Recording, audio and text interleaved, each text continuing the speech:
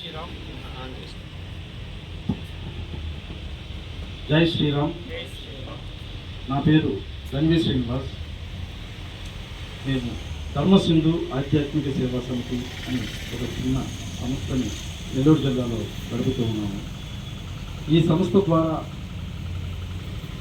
కేవలం దేవాలయాల అభివృద్ధి కోసం, ముఖ్యంగా ఎస్సీ ఎస్టీ కాలనీలో ఉన్నటువంటి రూపదీప నైవేద్యాలు కూడా నోచుకున్నటువంటి దేవాలయాల అభివృద్ధి కోసం పనిచేస్తూ, దాదాపుగా అసలు దేవాలయమే లేనటువంటి ప్రదేశంలో దేవాలయం ఉండి పాడుపడిపోయి జీర్ణోద్ధరణకు నోచుకోక నిర్జీవంగా ఉన్నటువంటి దేవాలయాలు, ఇట్లాంటి వాటినన్నింటినీ కూడా దాదాపు ఒక 150 దేవాలయాలని ఈ జిల్లాలో అభివృద్ధి చేసి వాటిని నెల నెల రూపదీప నైవేద్యాలు ఇస్తూ వాటిని సంరక్షిస్తూ చేసేటటువంటి బాధ్యతని పైవాడు మాకు అప్పగించారు.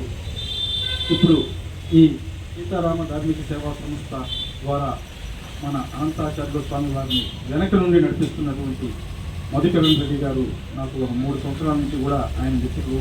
ఆయన నాకు పరిచయం అవడానికి కూడా గల ప్రధానమైనటువంటి కారణం ఏంటంటే, మేము చేస్తున్నటువంటి ఈ నిత్యం చేసే ఒక యజ్ఞంలాగా చేసే అన్నదానము, తర్వాత ఈ దేవాలయాల యొక్క అవసరాన్ని గుర్తించి చేస్తున్నటువంటి కార్యక్రమాలు, తర్వాత తల్లి లాంటి మన ధర్మాన్ని విడిచిపెట్టి అన్ని మతంలోకి పోయి మన ధర్మాన్ని హేళన చేసేటటువంటి పరిస్థితుల నుంచి వాళ్ళందరినీ తిరిగి పునరాగమనం చేస్తున్నటువంటి కార్యక్రమాలకి ఆకర్షితులై వారు మాకు కూడా వెనుక నుండి ఎంతో సహాయ సహకారాలు అందిస్తూ ప్రోత్సహిస్తూ వస్తున్నారు.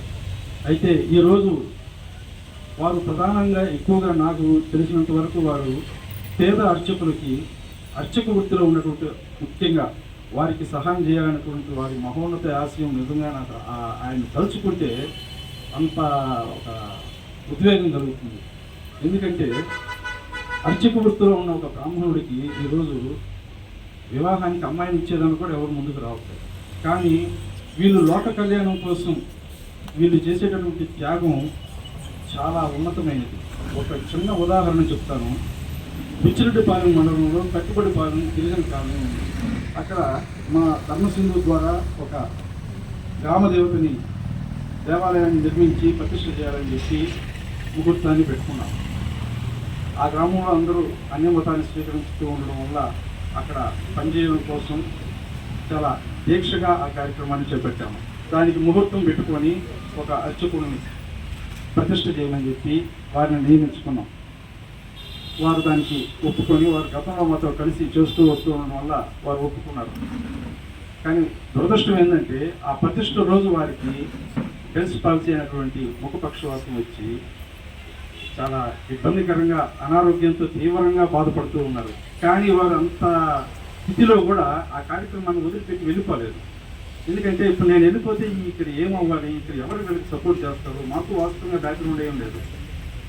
ఆయన నమ్ముకొని ఉన్నాం. సరే, మాకు ఇప్పుడు ఆ ప్రతిష్ట కన్నా ముఖ్యంగా కూడా ఆయన ఇక్కడి నుంచి తీసుకెళ్ళి హాస్పిటల్కి తీసుకెళ్ళి ఆయన వైద్యం చేయించాలా, ప్రతిష్ట కావాల్సిన తర్వాత చేసుకున్నాం అనుకుంటే ఆయన ముఖమంతా చాలా ఇబ్బందికరంగా అనారోగ్యంతో తీవ్రంగా బాధపడుతూ కూడా రెండవ నుంచి కొంతమంది అర్చకులను పిలిపించి ఆయన అక్కడ కూర్చొని ఆ కార్యక్రమాన్ని పూర్తి చేశారు. ఈరోజు ఆ గ్రామంలో అనేక మంది స్వధర్మాన్ని వదిలిపెట్టి వెళ్ళిపోయిన వారు కూడా తిరిగి వచ్చారు. ఆయన పేరు భాస్కర్ స్వామి. ఆయన ఆ పక్కన ఉన్నటువంటి పేరు. అంత తీవ్ర అనారోగ్యంతో కూడా ఆయన ధర్మాన్ని వదిలిపెట్టుకోకుండా నిలబడి కార్యక్రమాన్ని చేయించారు. వీళ్ళు అర్చకులు, వీళ్ళు లోక కళ్యాణాన్ని కాంక్షించి వీళ్ళు చేసేటటువంటి మహోన్నతమైన సేవలకి వీళ్ళకి నిజంగా ఎంతో గౌరవించాలి. కానీ గౌరవించట్లేదు. కనీసం దాకా అన్నట్టు మనం అమ్మాయిని ఇవ్వడానికి కూడా వెంటాడుతున్నారు. ఇవన్నీ గుర్తించి మధుకరణ్ రెడ్డి గారు ముఖ్యంగా పేదవాళ్ళకి ఇబ్బంది పడుతున్నటువంటి వాళ్ళందరికీ సహాయం చేయాలని చెప్పి ఎప్పుడు వాళ్ళు నన్ను అడుగుతుంటారు, ఇక్కడ ఉన్న పేదవాళ్ళని ఎప్పుడు వాళ్ళకి మనం సహాయం చేస్తామని. అట్లాగనే ఆ రోజు స్వామి గురించి వారికి పరిచయం చేయడం జరిగింది. అట్లాగనే ఇంకొక బ్రాహ్మణులు అనుకోకుండా వారికి కాలు తీసేయాల్సి వచ్చింది. చాలా తీవ్రమైనటువంటి ఇబ్బందుల్లో ఉంటే నేను మధుకరణ్ రెడ్డి గారికి ఫోన్ చేసి, అయ్యా ఇట్లాగా మనకి సేవ చేస్తున్నటువంటి వ్యక్తికి ఇలా జరిగింది, వారికి మీరు సహాయం చేయాలంటే తప్పకుండా చేస్తామని చెప్పి 1 సంవత్సరం పాటు ఆయనకి కావాల్సిన నిత్యావసరాలు ఇచ్చి వారిని ఆదుకున్నారు. ఇట్లాంటి మహాత్ములు ఎక్కడ ఉన్నా, ఏ దేశంలో ఉన్నా కూడా వాళ్ళందరికీ కూడా వారి కుటుంబాల్లో, వారి వారసులందరికీ కూడా మంచి జరగాలని చెప్పి వాళ్ళ కుటుంబాలు బాగుండాలని చెప్పి మనం ఆ దేవతలందరినీ కోరుకోవాల్సిన అవసరం ఉంది. జై శ్రీరామ్.